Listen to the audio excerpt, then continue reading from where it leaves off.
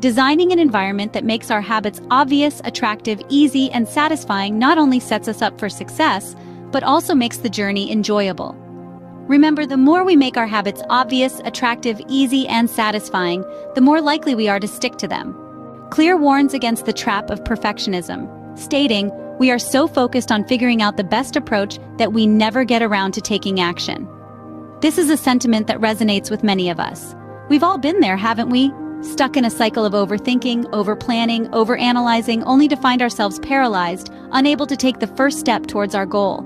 This, my friends, is the problem of perfectionism. Perfectionism can be a formidable hurdle on our path to progress.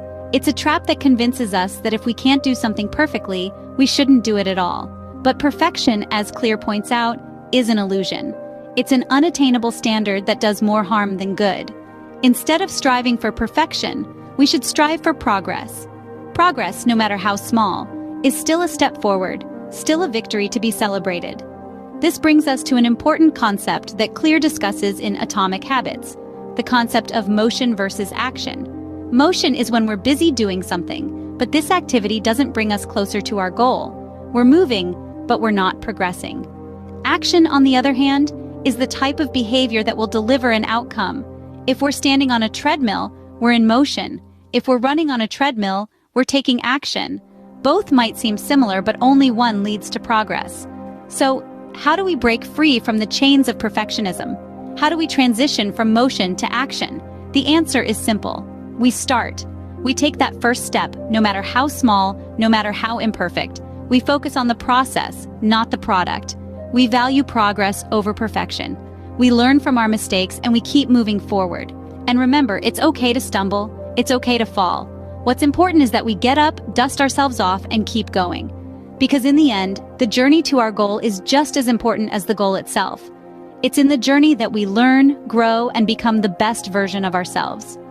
As Clear reminds us, the most effective form of learning is practice, not planning. So let's stop planning for perfection and start practicing progress. Let's take action today and let's make it count.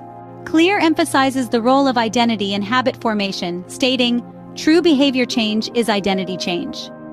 This powerful statement rings true for many of us. Our habits are a reflection of our identity, and our identity, in turn, is shaped by our habits. Let's delve into the concept of identity-based habits.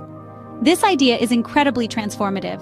It suggests that if we wish to develop or change a habit, we must first consider the type of person we wish to become. For instance, if you aspire to be a book lover, you don't just focus on the habit of reading more books. Rather, you cultivate the identity of a book lover. You immerse yourself in the world of literature, engage in conversations about books, and even start to see yourself as someone who loves books. This shift in identity has a profound impact on your habits. Suddenly, reading is not a chore or a task you need to check off your to-do list. It becomes a part of who you are. You read because you are a book lover, not because you have to. The beauty of identity-based habits is that they work both ways. Just as our identity shapes our habits can also shape our identity. Each time you engage in a habit that aligns with the person you want to become, you are casting a vote for that identity. Each book you read is a vote for being a book lover. Each time you choose to walk instead of drive, you're voting for being a person who values physical health and the environment. But remember, no one is perfect, and it's okay to miss a vote occasionally. What matters is the overall trend. Are the majority of your actions voting for the person you want to become? If the answer is yes, then you're on the right track. Remember, every action you take is a vote for the type of person you wish to become. So take a moment and ask yourself, who do you want to be? Then start taking actions that vote for that identity.